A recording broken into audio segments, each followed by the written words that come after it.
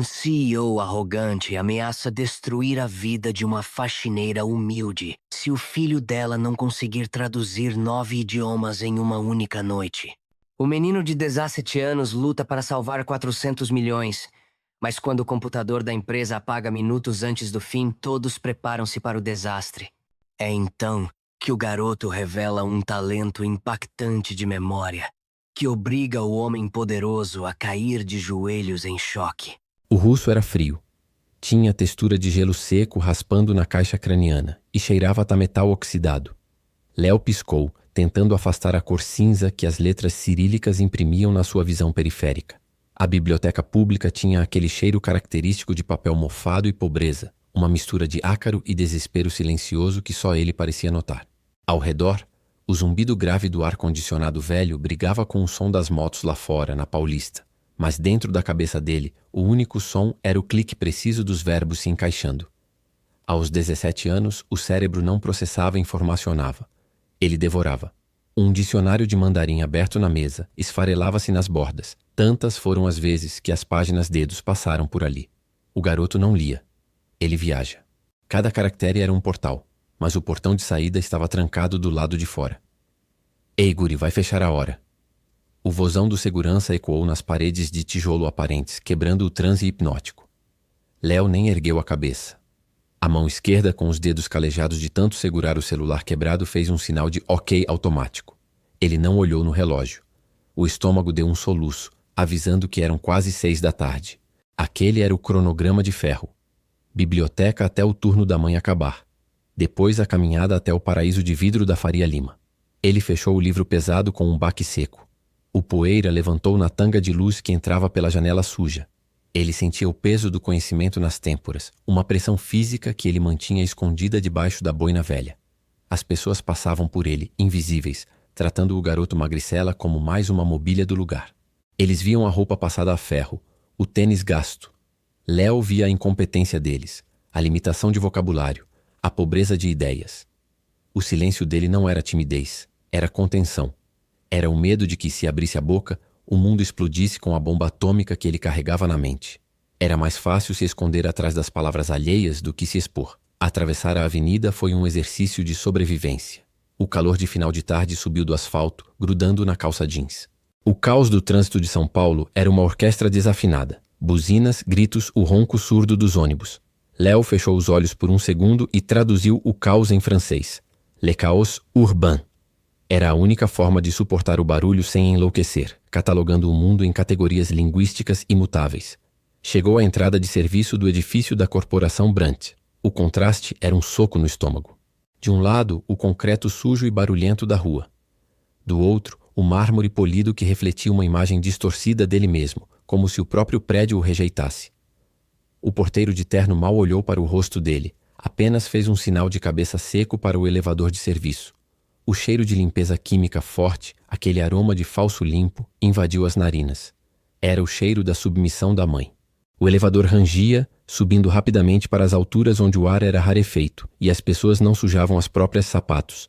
Léo segurou a marmita térmica com as 2 mãos, sentindo o calor do feijão passar pelo plástico. A porta se abriu no 23º andar. O silêncio aqui era diferente. Era um silêncio de medo, de carpete felpudo absorvendo passos. Ele caminhou pelos corredores, invisível como um fantasma. Pela vidraça panorâmica, a cidade lá embaixo parecia um jogo de videogame, as luzes se acendendo como pontinhos na tela. Ele não se sentia parte daquela vista. Ele se sentia um erro no código-fonte. Entrou na copa dos funcionários. O ambiente era apertado, sem janelas, iluminado por lâmpadas fluorescentes que piscavam e causavam dor de cabeça. Ali estavam os invisíveis. Mariana estava encostada no balcão esfregando as mãos. As unhas dela estavam brancas de tanta água e sabão. O uniforme cinza ficava largo nos ombros finos dela. Ao ver o filho entrar, os olhos cansados dela ganharam um brilho rápido, uma centelha de vida no meio daquele túmulo de tijolos. Trouxe o jantar, mãe. Feito na hora. A voz de Léo saiu baixa, quase rouca. Ele colocou a marmita sobre a mesa de fórmica. Ah, meu filho. Podia ter comprado um pão, não precisava vir até aqui nesse horário. Aquele senhor, aquele patrão andou de mau humor hoje, todo mundo tá pisando em ovos. Mariana passou a mão no rosto, limpando uma mancha de batom que já estava apagada. Léo observou o tremor fino nos dedos dela. Ele sentiu o gosto amargo de raiva na boca, mas engoliu seco. A falha dele não era não saber lutar. Era achar que a inteligência era escudo suficiente. Ele via a humilhação como dados estatísticos. A mãe dele sentia na carne. Por que ele não falava nada? Porque palavras para ele eram ferramentas de precisão, não armas de combate corpo a corpo. Ele se achava acima daquilo, acima do conflito, achando que apenas ser genial seria o bastante para um dia sair dali. Mas ali, parado naquele corredor cheirando a café queimado e suor de faxina, ele percebeu o vazio. Ele era um gigante preso numa garrafa. De repente, a porta de vidro da copa se abriu com um estrondo. Um homem alto, de terno cortado a laser e cheiro de perfume importado, que invadiu o espaço e sufocou o ar, entrou. Walter Brandt não olhou para Mariana. Olhou para o relógio de pulso, depois para a marmita de plástico sobre a mesa. Eu não pago para que tenham piquenique no meu expediente, Mariana. Saia do meu caminho. A voz dele era forte, sem sotaque, mas cheia de uma arrogância que Léo reconheceu instantaneamente. Em alemão, aquela entonação significava superioridade absoluta. Überlegenheit. Walter cuspiu as palavras e saiu, batendo com o sapato de couro no chão como se quisesse pisar em formigas. Mariana baixou a cabeça, o pescoço ficando vermelho, as orelhas queimando de vergonha. Ela não disse nada. Apenas agarrou o pano de chão ao lado da pia, num reflexo de submissão. Léo sentiu as mãos fecharem ao lado do corpo, os dedos cravando na palma até doer. Ele poderia ter dito algo. Poderia ter soltado uma frase em mandarim que desconstruísse a psique daquele homem ali mesmo. Poderia ter usado a arma que carregava na mente. Mas ele ficou parado. Estático. A análise dele dizia que era uma batalha perdida, que confrontar ali seria inútil. O silêncio dele era uma concha protetora, mas naquele momento, aquela concha parecia mais uma prisão. Ele olhou para a mãe curvada e, pela primeira vez, a frieza dos idiomas não foi suficiente para esfriar o fogo que queimava no peito. O mundo lá fora gritava, a cidade pulsava, e ele ali, calado, sentindo o gosto de ferro na boca e o cheiro de medo no suor da própria testa. O status quo era um muro alto, e ele, com todo o conhecimento do mundo, não tinha uma escada. Ainda não. O ar-condicionado do Vesnecien terceiro andar soprava um vento artificial que não resfriava o suor frio nas costas de ninguém, apenas ressecava as gargantas. O cheiro era uma mistura de ozônio de equipamentos caros e o ácido do café queimado da copa. Léo estava encostado no balcão de granito cinza, sentindo a textura áspera da pedra sob as pontas dos dedos, enquanto sua mãe, Mariana, esfregava uma mancha invisível no aço inoxidável. O ruído de motos lá fora, lá no asfalto da Faria Lima, chegava abafado como se o vidro fosse um filtro que tirava a vida do som. Mas aqui dentro, o som era de sapatos de couro importado batendo contra o piso com urgência. De repente, a porta de carvalho da sala de reuniões se abriu com um estrondo que fez as paredes de vidro vibrarem. Não foi uma abertura, foi uma violação. Walter Brandt saiu andando, ou melhor, investindo, seguido por uma Renata pálida, segurando uma pilha de papéis que parecia pesar uma tonelada. Incompetentes, ladrões de gravata. Eu não pago uma fortuna para as soluções globais receberem um arquivo em chinês arcaico e um mandarim que nem o Google Tradutor entende. A voz do homem ecoava, dura, metálica, batendo no teto abobadado. Ele parou no meio da sala aberta, girando nos calcanhares, o rosto vermelho contrastando com o colarinho branco impecável. Os olhos dele varreram o espaço procurando alguém em quem cuspir, e pousaram em Mariana, que encolheu os ombros instintivamente, puxando o jaleco azul. Para Walter, ela não era uma pessoa, era um obstáculo na paisagem.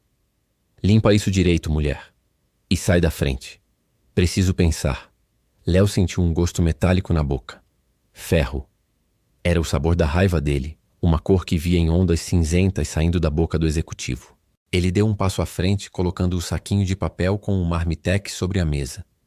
Desculpa, patrão. Ela só estava terminando aqui. O lanche da senhora. A frase saiu baixa, controlada. Léo não olhava para Walter diretamente, mas via o reflexo dele no vidro espelhado da fachada. O homem parou, virou o pescoço lentamente, como um lagarto gigante avaliando uma presa. Patrão? Você acha que isso aqui é uma chácara? Você acha que eu sou o dono do mercadinho da esquina da sua favela? Meu nome é Brandt. Walter arrancou os papéis da mão de Renata, jogando-os no ar.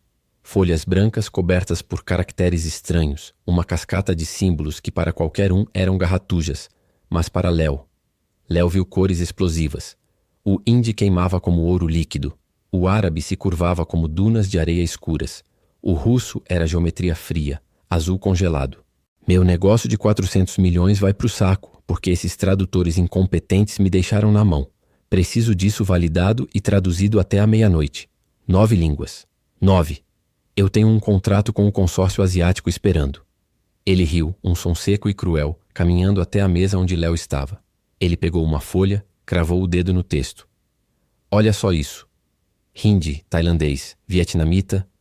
Olha para essa careta, garoto. Você consegue ler isso? Consegue ler alguma coisa que não seja manchete de jornal de polícia? Renata tossiu tentando interferir, mas Walter a calou com um olhar. A sala de reuniões ao redor ficou em silêncio. Os outros funcionários, invisíveis como Léo e sua mãe, congelaram. O cheiro de perfume caro do homem era enjoativo. Eu dou R$1 milhão. Agora. Na mão. Para quem traduzir essa porcaria inteira e validar as cláusulas. 1 milhão. Dinheiro de verdade. Não o que sua mãe ganha em 1 ano limpando meus banheiros. Mariana baixou a cabeça, as mãos calejadas apertando o pano de chão com tanta força que os nós dos dedos ficaram brancos. A humilhação era física, um peso no ar. Walter girou a folha, bateu de leve no rosto de Léo sem encostar. Ninguém. Claro. Aqui é só moleque de periferia e gente que devia estar pedindo esmola no farol. Vou perder o contrato por causa da... maldita incompetência. Léo fechou os olhos por um segundo. O mundo ficou escuro, mas as letras da folha flutuavam na sua retina, brilhando, pedindo para serem pronunciadas. Ele podia ouvir a melodia do tailandês, o som de sino do mandarim. Eram sons bonitos, não barreiras. Eles eram pontes. Ele abriu os olhos. A cor cinza da raiva deu lugar a um branco intenso, puro, focado. Ele estendeu a mão. O movimento foi tão rápido que Walter recuou um passo. Léo segurou a pilha de papéis no ar. O peso deles era reconfortante. Eu aceito. A voz de Léo não tremeu. Era firme, cortante como o aço do prédio. O quê? Eu disse que eu aceito. O dinheiro é para minha mãe. Mas você vai parar de falar dela. Walter bufou, olhando para Renata, depois para o garoto, descrente. O riso voltou mais alto. Mas agora havia uma ponta de dúvida, uma fissura na armadura de arrogância. Você está louco. Vamos ver se você sabe ler a palavra olá em chinês, garoto. Entre na sala. Se errar uma vírgula, você e sua mãe estão fora da rua antes de amanhecer. Léo colocou os papéis debaixo do braço, segurando o olhar do homem através do reflexo do vidro. O cheiro de café queimado sumiu, substituído pela adrenalina. Tenha seu relógio em mãos, Sr. Brandt. Vai ser longa. Se essa cena te deixou na ponta da cadeira, imagina o que vem por aí. Deixa o like, se inscreve no canal e ativa o sininho para não perder o próximo capítulo dessa maratona. Vamos juntos nessa. O cheiro de limão e amônia do balde da mãe subia pelo nariz, competindo com o aroma forte de café queimado da copa. Léo apertou a tampa da marmita térmica, o plástico rangendo sob a pressão dos dedos. O ar-condicionado do 23º andar soprava uma friagem artificial na nuca, fazendo a pele dele eriçar, mas o suor frio já escorria pelas costas por dentro da camisa de moletom barata. Mãe, vamos. Vamos embora agora. Mariana enxugava a mesma mancha invisível na mesa de vidro há 1 minuto, o pano de microfibra passando em círculos concêntricos, rápidos e nervosos. Ela não erguia os olhos. O ruído branco dos computadores e o zumbido das lâmpadas fluorescentes pareciam aumentar de volume a cada segundo que passava. Walter Brandt estava encostado na porta da sala de reuniões, os braços cruzados, o relógio de ouro pesado batendo de leve no antebraço. Ele não olhava para Mariana. Olhava para o reflexo da própria sobrancelha no vidro fumê. O que foi, gênio? O desafio é grande demais? Walter deu um gole no café, o som do líquido engolido soando alto no silêncio constrangedor. Eu entendo. Cérebro de periferia tem limite de processamento. É biologia. Léo ignorou o comentário, a mandíbula travando com tanta força que um dor latejava atrás da orelha. Ele tocou no cotovelo da mãe. Mãe, pega suas coisas. A gente desce. Ela parou o movimento do pano, mas não se mexeu. A mão tremia levemente, uma vibração fina que só Léo conseguia perceber pelo toque dos dedos dele. Sr. Brandt, o menino não tem nada com isso.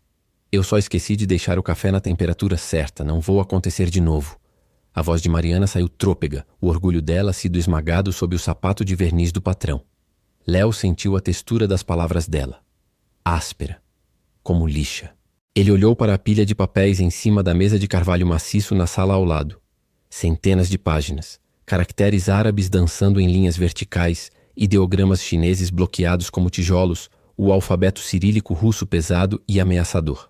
Apenas olhar para aquilo dava a ele uma enxaqueca visual, cores neon explodindo atrás das pupilas. Era uma armadilha, uma piada de mau gosto. Ele tentou puxar Mariana de novo, mas o corpo dela parecia ter virado pedra. Se ela saísse daquele andar agora, sem o emprego, o aluguel do próximo mês ia virar um monstro de 7 cabeças na sala de estar. Léo calculou o risco mentalmente. Sair agora. Dignidade preservada, mas fome garantida. Ficar, essa humilhação pública, chance zero de acerto. O senhor está perdendo tempo, Léo disse, virando as costas para a mesa, focando na porta de aço do elevador. Precisava de ar. O ar ali era reciclado, cheio de ácaros mortos e arrogância. Ninguém aqui faz isso. Nem o senhor, que contrata agências para isso. Vamos, mãe. Ele deu 3 passos em direção ao elevador. O som de seus tênis desgastados no carpete de lã importada era abafado, como se o prédio estivesse tentando engoli-lo. Se ela tocar o pé fora daqui antes da meia-noite, está demitida por justa causa. A voz de Walter ecoou fria, sem emoção. E eu vou garantir que o nome dela manche na lista de toda a empresa de terceirização de São Paulo. Sabe como é, né? Basta uma palavra no WhatsApp dos donos. Léo parou. O carpete sob seus sapatos parecia ter virado areia movediça. O coração disparou, não por medo, mas por uma raiva repentina e quente que subiu pelo peito como ácido. Ele virou o pescoço devagar, as vértebras rangendo. Isso é ilegal. Isso é São Paulo, menino. Aqui a gente escreve as leis com canetas Bic de R$ 500. Walter sorriu, mas os olhos permaneceram mortos, piscando pouco. Você tem a opção. 1 milhão. Ou a fome da sua mãe. A escolha é racional. Matemática pura. Mariana soltou um choro abafado, prendendo a respiração. O som foi uma faca na barriga de Léo. Ele olhou para o relógio na parede do corredor. 20h15. 3h45. O ponteiro dos segundos parecia zombar dele, avançando com uma preguiça sádica. Léo olhou para os documentos de novo. O papel branco parecia refletir a luz de forma ofuscante. Os caracteres hebraicos na capa do contrato pareciam sussurrar, um murmúrio gutural que ele conseguia distinguir lá no fundo da mente, mas ignorar doía. Ignorar um idioma era como conter um espirro. Ele tentou afastar a ideia, afastar a tentação de provar aquele homem errado. O silêncio na sala de reuniões era denso, uma presença física que empurrava contra o peito dele. Renata, a secretária, estava parada ao lado da mesa, segurando uma caneta sem tampa. Ela olhou para Léo, depois para Walter e finalmente para Mariana, curvada sobre o balde. O cheiro de detergente chegou mais forte, nauseabundo, misturado ao perfume caro de Walter. Léo sentiu o estômago revirar, a bile subindo. Eu não sou macaco de circo. Léo sussurrou mais para si mesmo, testando a resistência das palavras na boca. Não te peço para ser macaco. Te peço para traduzir. Walter deu de ombros, virando as costas e entrando na sala de reuniões, deixando a porta aberta. A menos que você esteja dizendo que é burro demais, que sua mãe limpou o chão desse gente fina por 10 anos para criar um filho mediano. É isso? A ofensa ficou pairando no ar gelado. Mediano. Burro. Léo olhou para as costas de sua mãe, os ombros curvados sob o uniforme cinza. O tecido do uniforme estava puído no ombro direito, desfiado. Ele nunca tinha notado aquele fio solto antes. Parecia um erro no código do mundo, um glitch que precisava ser consertado. A tentativa de sair tinha falhado. A porta estava fechada não por vidro, mas pela ameaça real da miséria. Léo respirou fundo, o oxigênio parecendo conter faíscas. Ele não era um soldado, não era um herói. Era só um garoto que queria ler livros em paz. Mas o mundo ali dentro daquele escritório de vidro não permitia a paz. Ele olhou para o cronômetro digital no pulso de Walter, lá dentro. 20h16. Um tic-taguês começou dentro da cabeça dele, sincronizado com o zumbido do ar-condicionado. Ele não tinha escolha. Não por causa do dinheiro, mas porque a alternativa era ver a luz se apagar nos olhos de Mariana e nunca mais acender de novo. Ele deu um passo para trás em direção à sala que ele jurara não entrar. O chão parecia inclinado, íngreme. O ácido no estômago queimou, mas seus dedos pararam de tremer. Acalmaram-se. A letargia deu lugar a uma clareza cristalina e aterrorizante. O ar-condicionado central do 23º andar soprava um vento gélido e artificial, cortando a roupa e perfurando a pele com um zumbido constante que parecia o motor de um jato prestes a decolar. O cheiro de café premium queimado impregnava o carpete espesso, mas o odor dominante agora era o do pânico, um cheiro metálico, de ozônio e suor frio subindo dos colarinhos engomados dos diretores. Léo parou na porta da sala de reuniões, a marmita térmica ainda quente queimando a palma da mão, sentindo o peso do silêncio repentino que caiu sobre a mesa de vidro fosco. Walter Brandt estava de pé, o rosto púrpura, as veias do pescoço pulsando como cabos elétricos prestes a estourar, cercado por pilhas de papel que pareciam mais ameaçadoras do que armamentos. 400 milhões. O berro do magnata ecoou contra as paredes de vidro, fazendo-as tremer levemente. E eu preso aqui com um bando de incompetentes de terno caro que não consegue distinguir um caractere chinês de um menu de delivery. Léo viu a mãe, Mariana, encolhida no canto da sala, uma flanela na mão tremendo, o olhar fixo no chão de mármore polido. A vergonha dela era tangível, uma onda de calor radiante que ele sentia do outro lado da sala. Walter girou nas solas dos sapatos de couro italiano, o dedo indicador estendido como uma arma, apontando diretamente para o garoto de moletom surrado que estava no umbral da porta. E você? Walter respirou pesado, o peito subindo e descendo ofegante. Veio aqui pedir esmola? Ou veio ver como a gente de verdade ganha a vida? Léo sentiu a textura áspera do plástico da marmita rasgando a pele do dedo mindinho. O som do relógio de parede, um tic-tac seco e ritmado, era mais alto do que o trânsito lá embaixo na Faria Lima. Era o som do tempo acabando. O cheiro do suor desesperado de Walter invadiu as narinas de Léo, misturado ao perfume caro da secretária Renata, que segurava um bloco de notas com as unhas brancas de tensão. O senhor disse. Léo começou a voz rouca, calibrando as cordas vocais para o tom exato.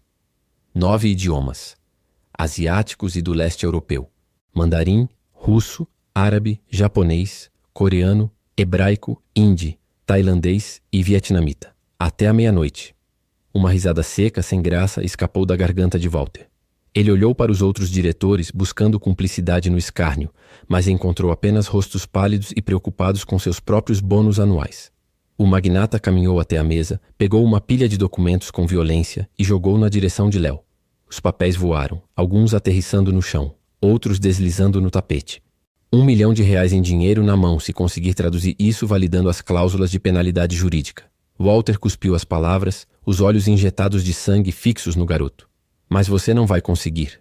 Você nem sabe nem onde fica esses países no mapa. É apenas um garoto que limpa o chão. Saia daqui antes que eu chame a segurança. Léo não se moveu.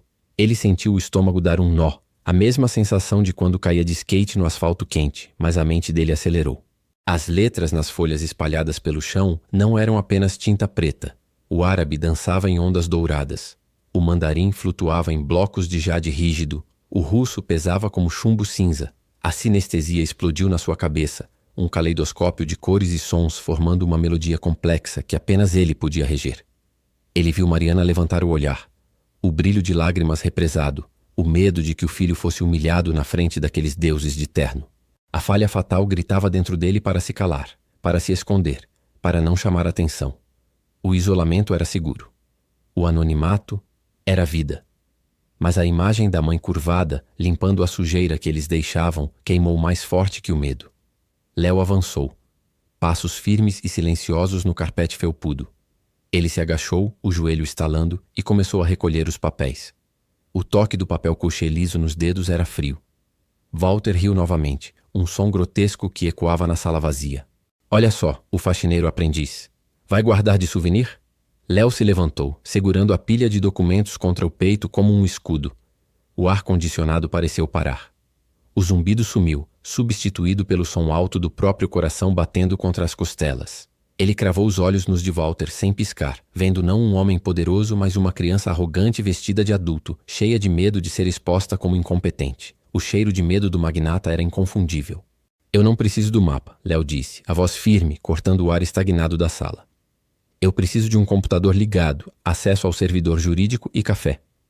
Ele jogou a marmita térmica em cima da mesa de vidro com um baque surdo que fez todos saltarem. O plástico girou e parou, apontando para Walter como uma bússola. Eu aceito. O ar-condicionado roncava como um jato decolando, um zumbido branco e constante que parecia pressionar os tímpanos de dentro para fora. Léo sentou na cadeira executiva de couro-couro. A pele fria e lisa grudenta contra a nuca exposta, sentindo-se pequeno demais naquele trono de braços estofados. A mesa de vidro refletia o teto abobadado e os rostos de uma dúzia de pessoas em ternos de R$ 1.000, todos com os mesmos olhos arregalados, misturando ceticismo e nojo. O cheiro de café queimado de uma garrafa térmica no canto da sala era nauseante, cortando o ar gelado. Walter Brandt circulava a mesa, batendo o pé firme no carpete felpudo a cada passo, um som abafado, mas carregado de ameaça. Ele parou na frente de Léo, jogando uma pasta preta com um baque seco sobre o vidro. Mandarim. Página 4. Cláusula de responsabilidade civil sobre a propriedade intelectual da fusão. Leia. Léo não pegou o papel imediatamente. Seus dedos roçaram na borda da folha, sentindo a textura alcalina e lisa do papel de alta gramatura. O silêncio na sala engoliu o som do relógio na parede. Ele fechou os olhos por um segundo. O mandarim não era apenas palavras, era geometria. Sons quadrados, tons de pedra cinza e azul aço, arrastando-se pela mente dele com o peso de um arranha-céu. Ele abriu a boca e o som gutural e aveludado do idioma encheu o espaço glacificado, cortando a arrogância de Walter como uma lâmina quente manteiga. As sobrancelhas de Renata, a secretária, subiram 1 centímetro, o lápis que ela segurava parando no ar. O diretor de operações, Felipe, largou o tablet sobre a mesa com um estalo. Árabe agora. Walter apressou, suor frio brilhando na testa alta. Mesma cláusula. O outro contrato. Léo virou a página. O árabe explodia na sinestesia dele, dourado e escaldante como a areia do deserto ao meio-dia, líquido e corrente. As consoantes profundas vibraram no peito, ecoando contra as paredes de vidro. Quando ele parou, a respiração na sala era collective, um sussurro de choque. Walter engoliu em seco, o pescoço subindo e descendo dentro do colarinho branco impecável. Ele olhou para o relógio. Eram 19h15. O prazo apertava como uma garra na garganta de todos ali.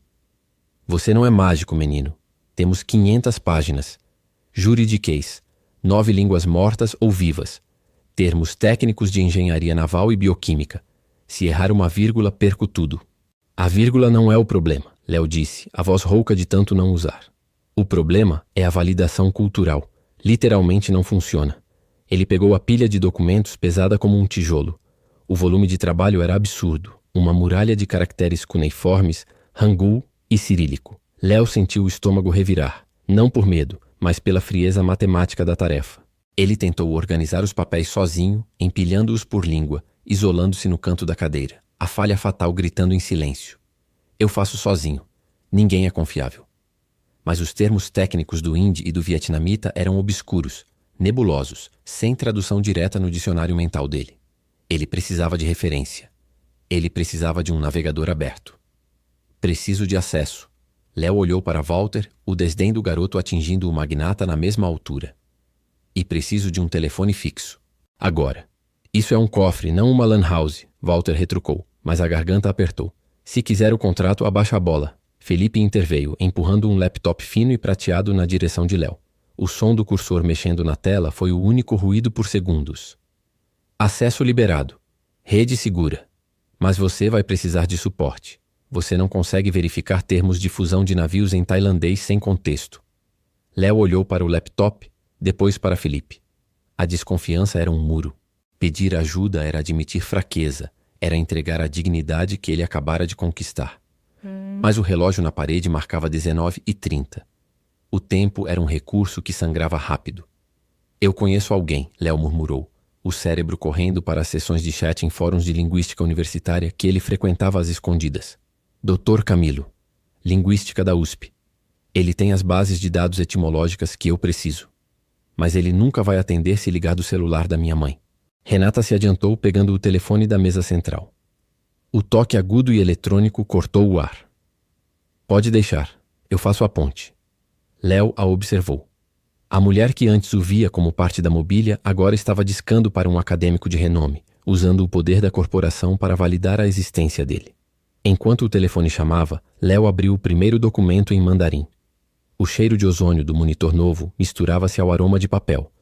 Ele digitou o primeiro comando.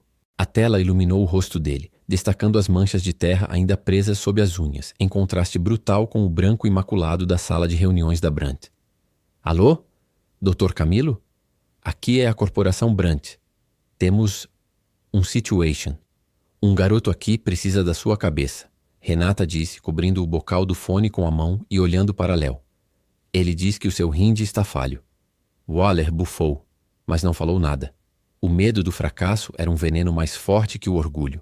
Léo sorriu de canto, um movimento quase imperceptível. O jogo havia começado e as peças estavam se movendo. As letras cirílicas dançavam na retina não como tinta no papel, mas como blocos de pedra cinzenta pesando na ponta da língua.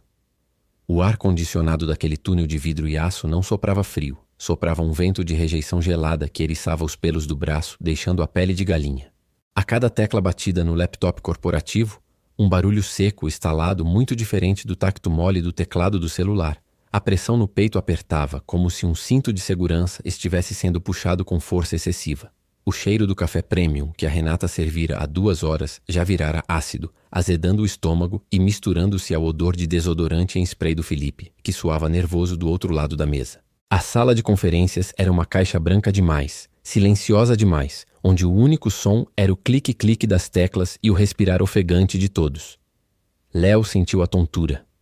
A falha dele, aquela casca de silêncio construída por anos de ser invisível, começava a sufocar o talento. Ele devia ter pedido o glossário jurídico em hindi que o segurava na mão, com a capa amassada, mas o orgulho travou a garganta.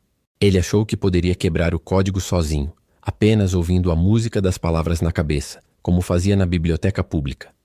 Mas ali, com aqueles olhos de lobo faminto do Walter cravados nas costas, a música desafinava.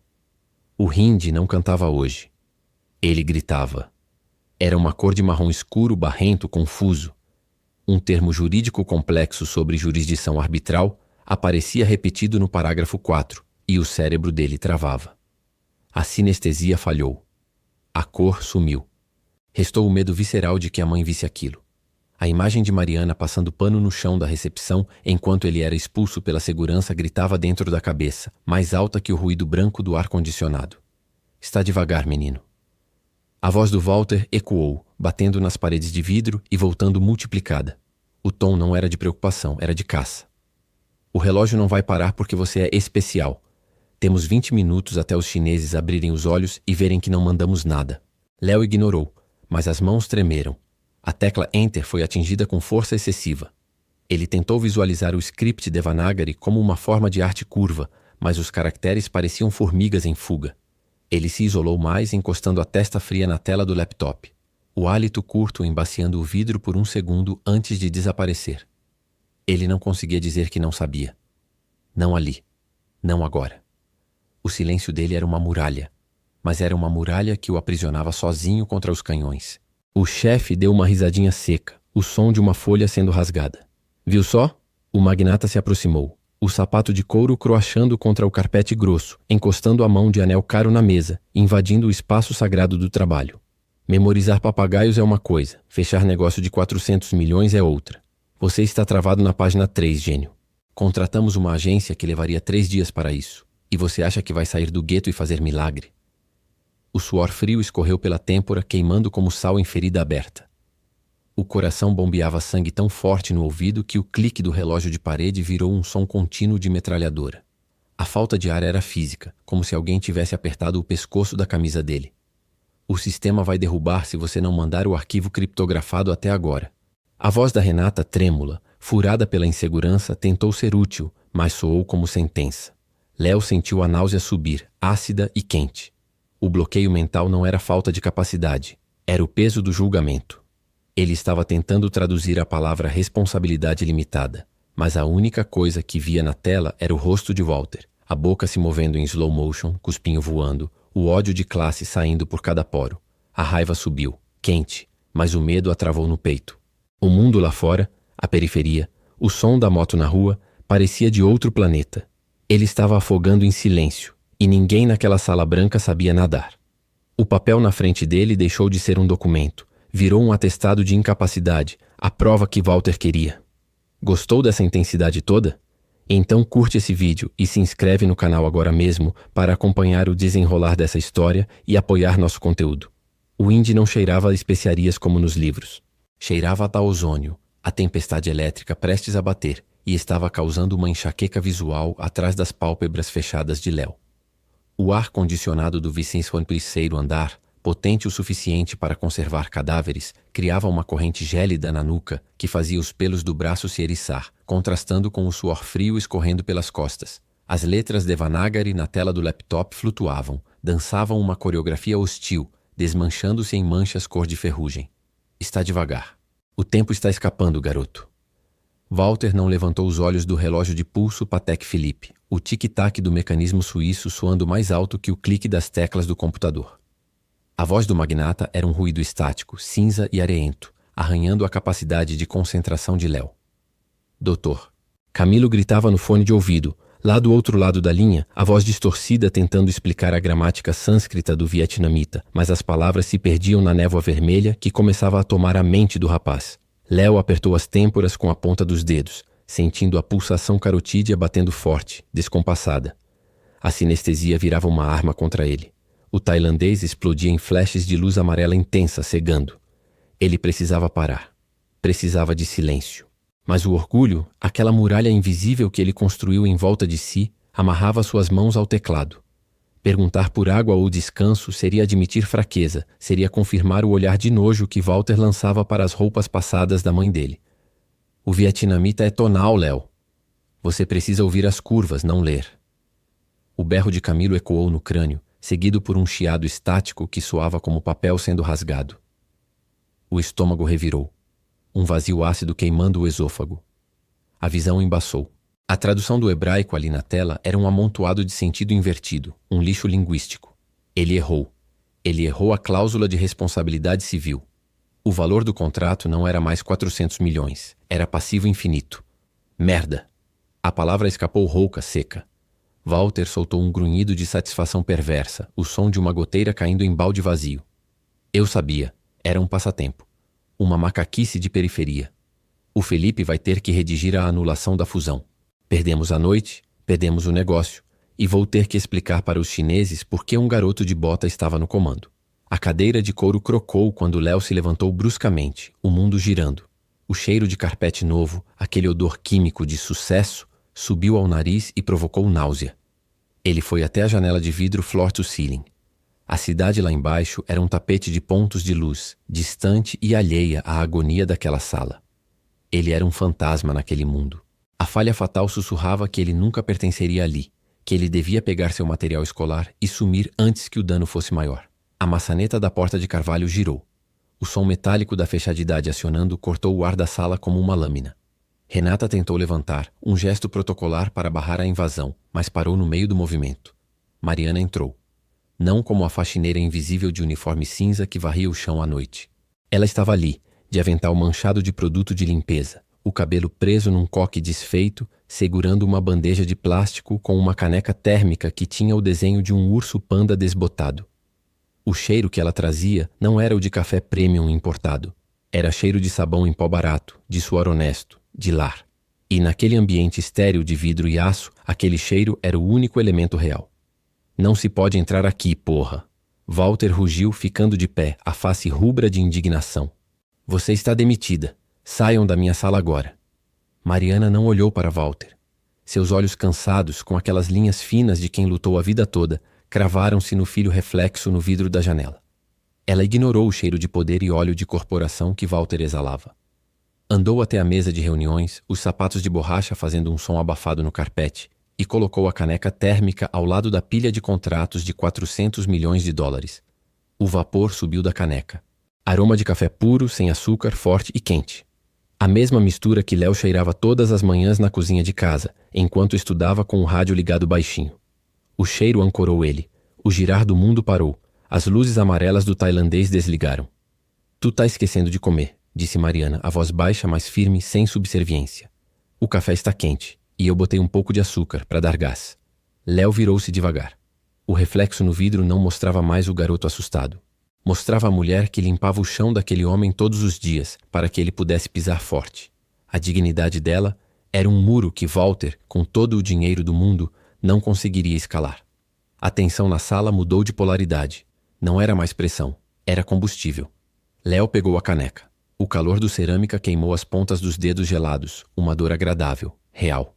Ele bebeu um gole longo.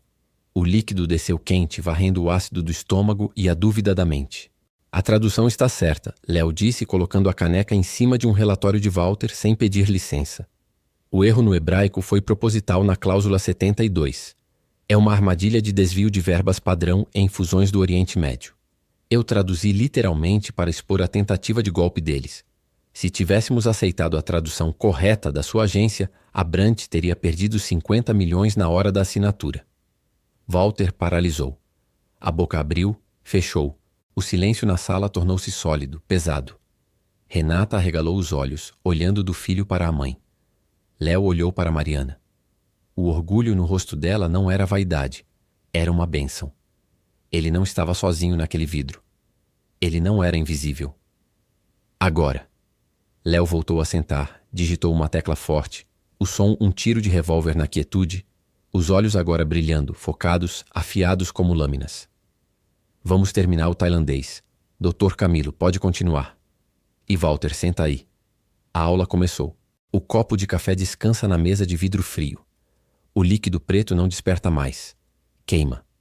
Mariana sumiu no elevador, mas o cheiro de pó de café barato e detergente neutro impregnou no nariz como um talismã. O ar-condicionado sopra um vento artificial no pescoço, eriçando a pele, mas o calor interno subiu. Os caracteres Devanagari na tela do notebook não são mais letras. São tijolos laranja e escuro, pesados, empilhados uns sobre os outros. O hindi não se lê, se mastiga. É seco, áspero na língua mental. Tá. Mandarim, russo e árabe estão no servidor. Falta o Oriente. Renata, digita. Não espere pontuação. Artigo 4. Cláusula de rescisão de propriedade intelectual em Nova Delhi. Se eles tentarem anexar as patentes da filial de Mumbai, quebra o acordo. Escreve. A titularidade permanece inalienável e independente de mudança de controle acionário. As teclas do notebook da secretária batem numa cadência furiosa, um som plástico e ritmado que enche o silêncio sepulcral da sala de reuniões. Walter para de andar. O terno caro de lã fica apertado nas axilas, onde manchas escuras de suor começam a brotar. Ele estica o pescoço para olhar a tela. Espera aí, garoto. Inalienável? Na revisão jurídica de ontem, o Conselho aprovou. O Conselho errou. O termo em hindi é avibhajya. Significa que não pode ser dividido. Se você assinar propriedade compartilhada, o que eles mandaram, você entrega a tecnologia dos chips para os indianos sem ver um centavo. Você vai assinar ou vai confiar no seu bacharel em direito que não sabe distinguir sânscrito de hindi? Walter engole em seco. A garganta se move num movimento convulsivo. Ele se senta, a cadeira de couro berba sob o peso repentino. A mão dele treme quando vai pegar a caneta. Continua. Renata. Próximo bloco. Tailandês. A tela muda. Os caracteres tailandeses parecem insetos dançando, pernas finas e curvas complexas, verdes e vibrantes. É uma língua líquida, escorregadia. A sinestesia dispara. O som de uma moto lá fora, na Faria Lima, buzina longa, e dentro da cabeça o som se transforma em tom tailandês. Sawasdi. A tonicidade é tudo. Se errar o tom, diz cavalo, em vez de madeira. Felipe, a internet está oscilando. O Dr. Camilo cortou. Preciso da estrutura gramatical do vietnamita agora. Não dicionário, gramática. A sintaxe. Felipe corre até o computador central. O cheiro de adrenalina e café velho fica denso. O tempo escorrega pelo relógio digital na parede. 22:15. Cada minuto é um tijolo caindo de um prédio. Tá aqui. Sintaxe analítica. A ordem é sujeito-verbo-objeto, mas os pronomes de tratamento mudam conforme a hierarquia. Eles acham que você é inferior por ser ocidental. Ótimo. Então trata eles como superiores para engolir a isca e esmaga eles na cláusula de royalties. Léo fecha os olhos por um segundo. A sala gira. O estômago revira, não de fome, mas de glicose caindo e subindo. A mão esquerda agarra a borda da mesa, os dedos puxando o plástico antiestático. A textura áspera sob a ponta dos dedos à terra. Respira fundo. O ar tem gosto de ozônio e medo. O medo não é dele. O medo é do homem de terno cinza que está murchando na cadeira presidencial. Vietnamita agora. Escreve, Renata. É uma corrida. Vai ser rápido. Cláusula de arbitragem internacional. Se houver litígio, não é em Singapura. É em Hanoi. Diz aqui que a jurisdição é local. Se assinar isso, você prende o dinheiro no Vietnã por 10 anos. Walter levanta num pulo, a cadeira rolando para trás e batendo na parede de vidro. O som é um baque seco. Muda isso. Muda para a arbitragem em Londres. Renata, altera. O garoto não levanta os olhos da tela. Os dedos correm pelo teclado do celular velho buscando referências cruzadas em sites de universidades locais. Não pode.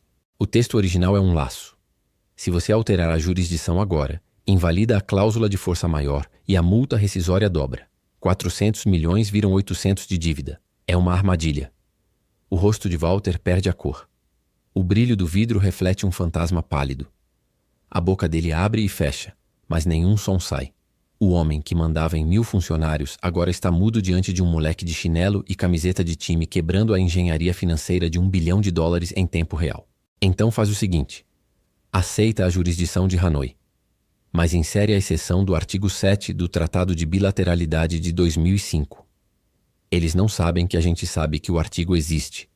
Vamos usar a própria lei deles para anular a jurisdição local em caso de quebra de contrato. Como você sabe disso? Eu li. Enquanto você estava discutindo a decoração do saguão, eu estava lendo os tratados comerciais do Sudeste Asiático no Wi-Fi do saguão. É gratuito. Você devia experimentar. Léo aperta o Enter. A tela pisca. O verde dos caracteres tailandeses e o vietnamita escorrem pelo monitor, vertendo código puro.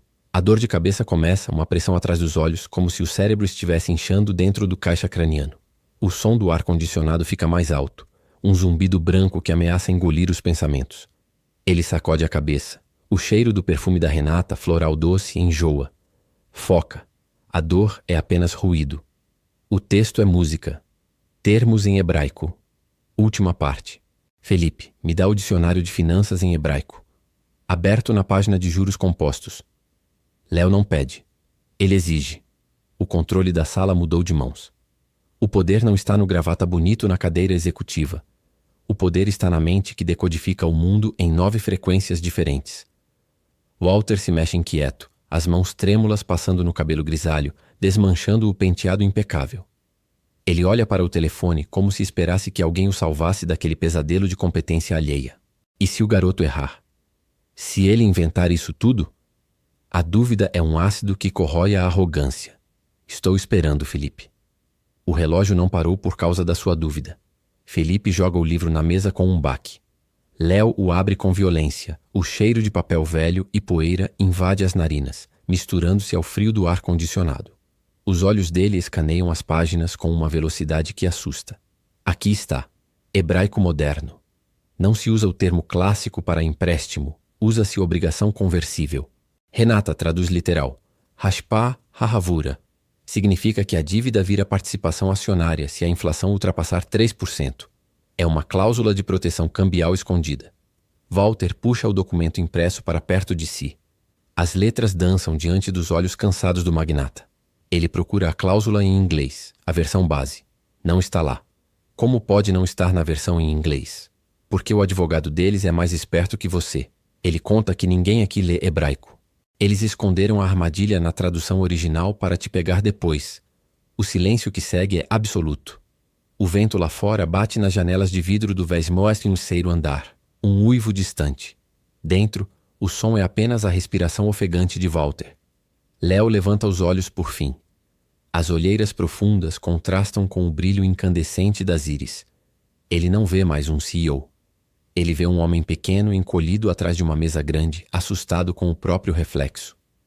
Tem mais 3 coisas para corrigir. Depois disso, o contrato é uma arma nas nossas mãos. Vamos ou vai chorar no banheiro. Walter engole o orgulho junto com a saliva grossa. O nó na gravata parece uma forca agora. Continua. Manda ver. A digitação recomeça. Clac, clac, clac. Léo ditava em hebraico, a língua soando gutural e antiga, e Renata transcrevia como um robô a serviço do garoto da periferia.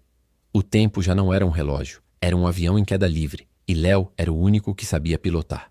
O rugido do ventilador central subiu de tom, cortando o ar-condicionado gelado da sala de reuniões. Léo sentiu o cheiro ácido de café queimado subindo do estômago, misturado ao ozônio que o processador do supercomputador exalava. Na tela, os caracteres hebraicos dançavam em vermelho sangue, vibrando com uma intensidade que cansava a vista, mas a sinestesia estava falhando. As cores começavam a desbotar, virando um cinza de concreto úmido, sinal de que o limite cognitivo se aproximava. 5 minutos para o final da verificação automática. O sistema vai sincronizar. A voz de Felipe ecoava longe, como se viesse do fundo de um poço. Léo esfregou a têmpora com força, sentindo a textura da pele oleosa e quente. A dor ali não era uma dor de cabeça comum. Era uma pressão física, um prego sendo cravado atrás da órbita esquerda. O tic-tac do relógio de parede, que a secretária Renata havia tentado esconder discretamente atrás de um vaso de bambu, batia com a força de um martelo de pedreiro. Tac, tac, tac. De repente, o amarelo vibrante do mandarim desapareceu. A sala mergulhou num breu total. O zumbido constante dos servidores morreu, engolido por um estalo seco que soou como uma vérbera quebrando no meio da sala. O quê? O que é isso? Walter se levantou bruscamente, a cadeira de couro premium raspando o piso de madeira nobre com um chiado agudo que cortou os nervos de todos. O rosto do magnata, iluminado apenas pela luz de emergência vermelha no teto, não mostrava surpresa, mas sim uma fúria contida pronto para explodir. O cheiro de plástico queimado começou a se espalhar rapidamente pelo ambiente, fino, acre e metálico. O servidor caiu. Houve um pico de energia na linha principal. Renata corria para o terminal principal, seus dedos batendo desesperadamente no teclado mecânico que não respondia. O som clac-clac-clac ecoando vazio. A tela permanecia negra, um espelho morto refletindo o pânico estampado nos rostos dos executivos. Reinicia. Acenda essa porcaria agora. Temos 15 minutos. Não tem sistema operacional, Walter. O disco rachou. A fonte explodiu. Os dados da última hora foram. O sangue escorreu quente pelo lábio inferior de Léo. Ele nem notou que estava mordendo a língua até o gosto de ferro inundar sua boca, metálico e avinagrado. O silêncio na sala era pesado, denso, sufocante como o ar de um dia de chuva em São Paulo. Ele olhou para a tela preta. As traduções. As horas de decifração mental. Os caracteres coreanos que ele havia tecido linha por linha estavam presos numa caixa de metal morta e inútil. Léo sentiu o chão sumir sob seus pés. O mundo corporativo de vidro e aço, tão sólido minutos atrás, desmoronava. Ele não era apenas um garoto traduzindo. Ele era uma âncora tentando segurar um navio afundando, e a corrente tinha acabado de arrebentar. A tontura veio de súbito, girando o ambiente como uma montanha russa, o estômago dando um nó. Walter se aproximou, as mãos batendo na mesa de vidro temperado com uma violência que fez os copos de água tremerem. Você tem isso na cabeça, certo? O moleque prodígio tem tudo guardado ali? Fala. O grito reverberou nas paredes de vidro duplo, mas para Léo soava abafado, como se estivesse debaixo d'água. A falha fatal dele, o isolamento emocional, agora o mordia de volta com força total.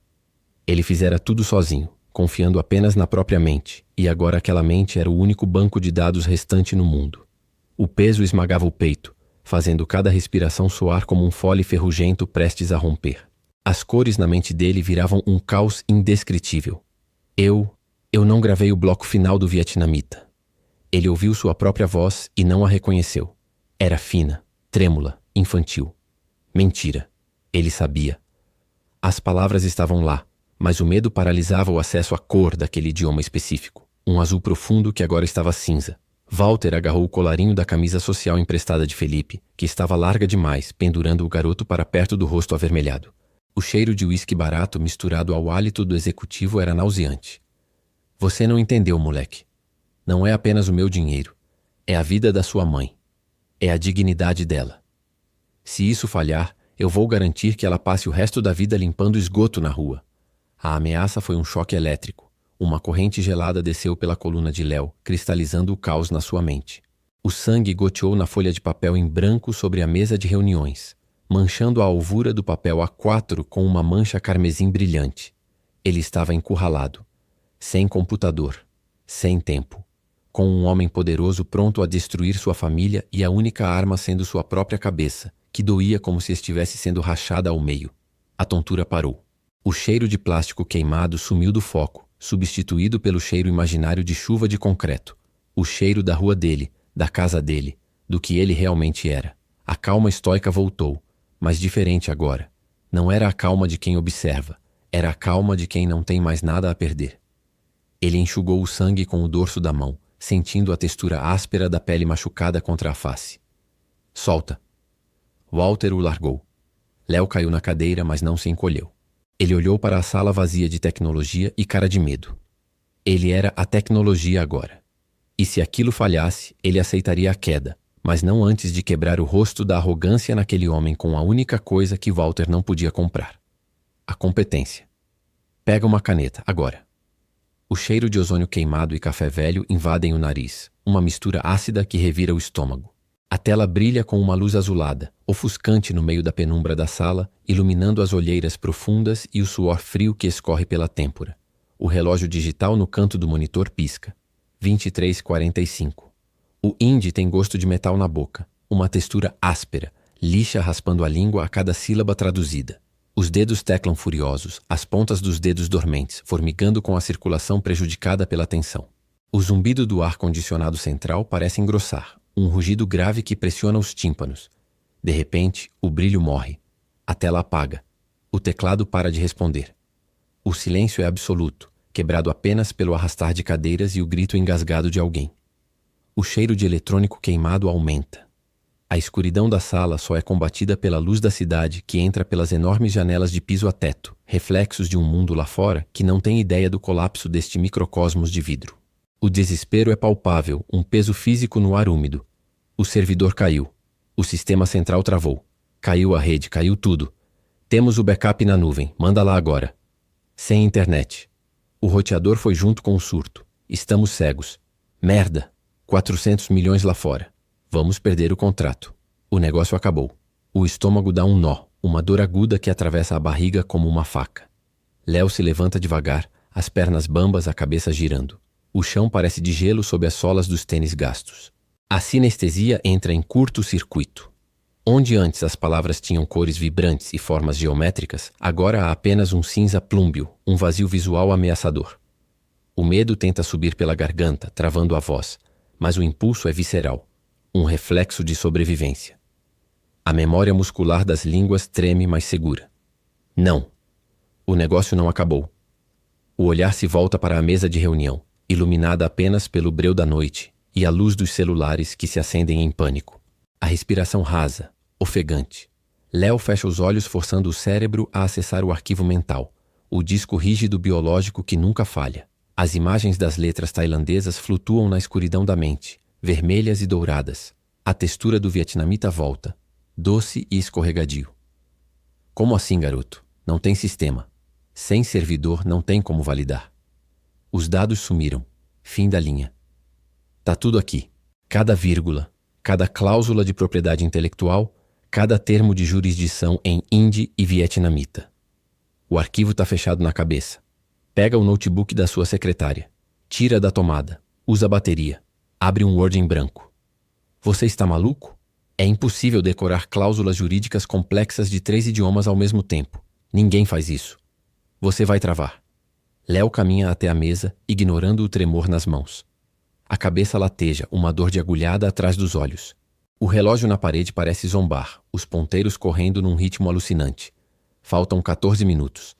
A bateria do notebook que é colocada à frente mostra apenas 40% de carga, um risco a mais. Sou eu quem está digitando ou você? Porque eu tô vendo as letras na sua cara agora. O hindi está escrito na sua testa, carimbo de fracasso.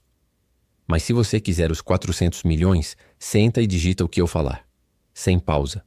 Sem correção. Direto ao ponto. Vamos tentar. Senão o Walter vai descascar a gente vivo. Não importa o Walter. Importa a tradução. Escuta bem o som do árabe agora. Vai soar grave, mas a tradução é jurídica, seca. Cláusula 8. Responsabilidade civil. Pronto? Um gole seco desce pela garganta, queimando como fogo. As cores começam a voltar, mais fortes, urgentes. A bateria do computador pisca o indicador de energia, um olho vermelho vigilante.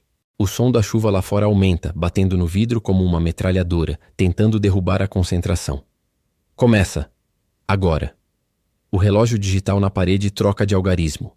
23:52. O vermelho dos números pisca como um coração em taquicardia, o único som ritmado na sala, além da respiração ofegante de Walter. O cheiro de plástico queimado exala do servidor caído no chão, misturando-se ao odor ácido do suor frio que impregna as axilas dos executivos paralisados. Léo mantém as pálpebras fechadas, as mãos apoiadas na mesa de vidro frio. Dentro da cabeça dele, o caos não existe. Existe apenas a geometria perfeita dos caracteres vietnamitas flutuando em um tom de violeta elétrico, girando lentamente até se encaixarem. Começa. Agora. A voz não treme. Felipe olha para o notebook de backup, os dedos prontos sobre as teclas, o rosto pálido refletido na tela escura. Artigo 4. Cláusula de rescisão. Tradução simultânea para tailandês e hindi. O trecho sobre a propriedade intelectual de patentes regionais. Vai. Léo abre a boca e o som que sai não parece mais português. A garganta vibra frequências graves. A língua bate no céu da boca em estacatos precisos. As palavras escorrem rápidas, líquidas, colorindo o ar à volta. Walter para de caminhar em círculos. A mandíbula dele cai, o cigarro queimando entre os dedos esquecidos, a cinza caindo sobre o tapete persa importado. Não. Isso não é possível. Você não decorou 3.000 páginas de jargões técnicos em 2 horas. Você está inventando. O magnata avança, a mão levantada num gesto de autoridade que ninguém obedece. Mariana, encostada na porta de madeira envernizada, aperta o avental de linho entre os dedos calejados, os olhos arregalados fixos nas costas do filho.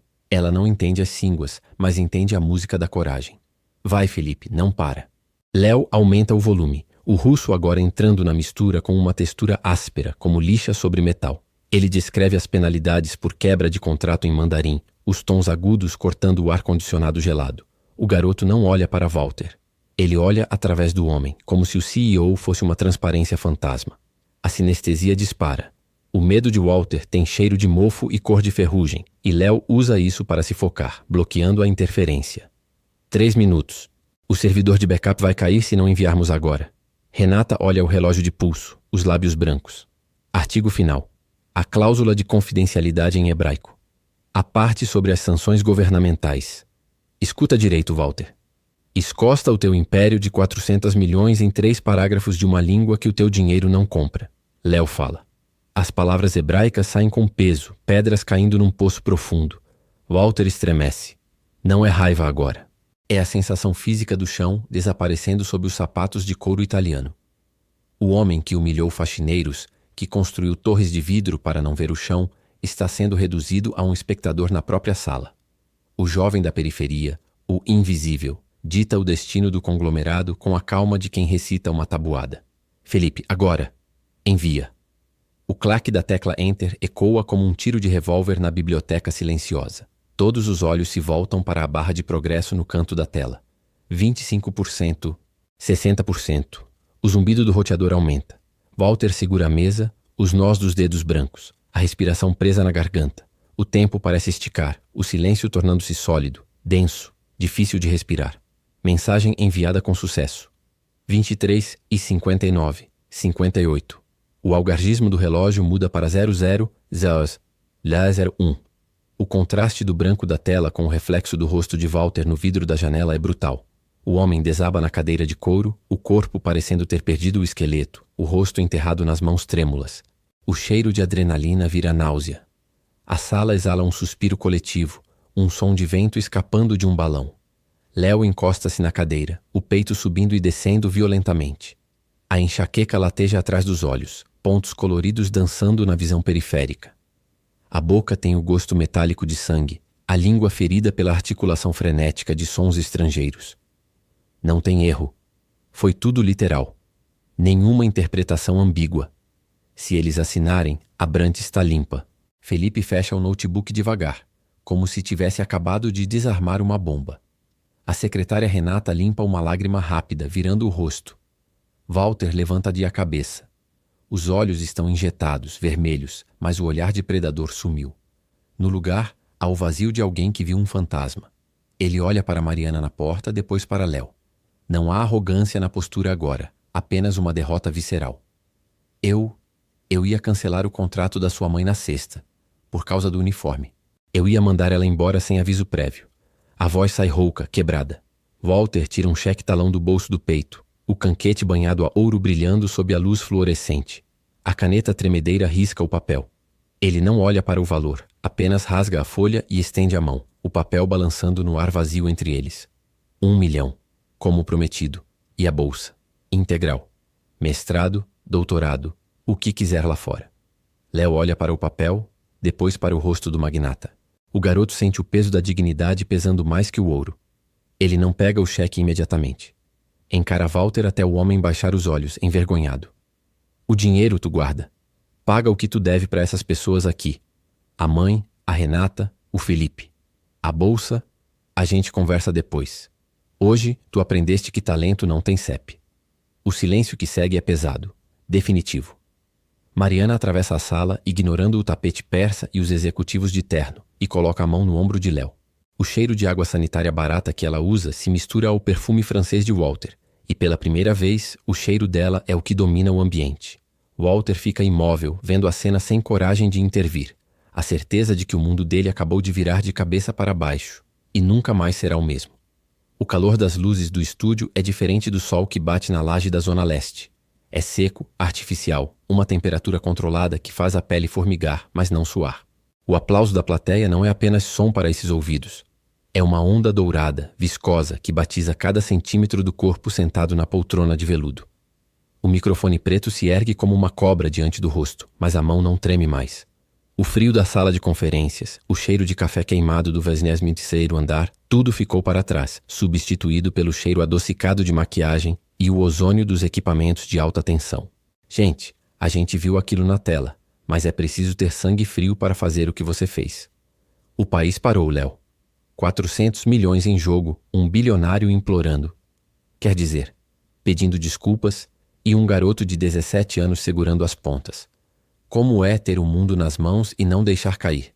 A pergunta flutua no ar, colorida de verde curiosidade. O sorriso que vem é pequeno, mas não é de submissão. É o sorriso de quem decifrou o código. O mundo nunca esteve nas minhas mãos, senhor.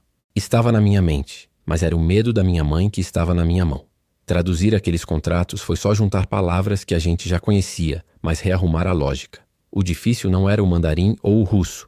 O difícil era provar que a inteligência não tem endereço, que a genialidade não desce do elevador social. Os gênios invisíveis nascem porque a gente cansa de esperar que o elevador desça. O aplauso explode de novo, agora vermelho, vibrante. O apresentador se inclina, os olhos brilhando, e acena para o bastidor. E falando em espera, tem alguém que esperou a vida toda por esse momento. Alguém que limpa o chão para que outros possam caminhar, mas que ergueu o maior gênio da nossa geração. Vem, minha amiga, vem aqui. A cortina se abre.